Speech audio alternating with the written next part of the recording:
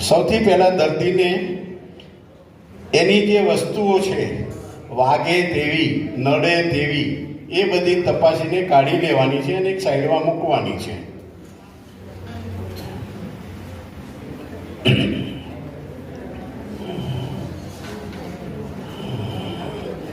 કારણ કે આ વસ્તુ લઈ જતી વખતે નડશે અને તમારે સારવાર આપવામાં વિલંબ કરશે, એટલે આ વસ્તુ નીકાળી દેવાની.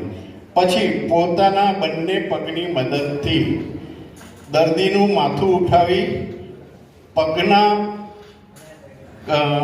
ઘૂંટણથી સપોર્ટ કરી બંને હાથથી પકડી ઊભા કરી દર્દીને પોતાના કંધા ઉપર લઈ જશે.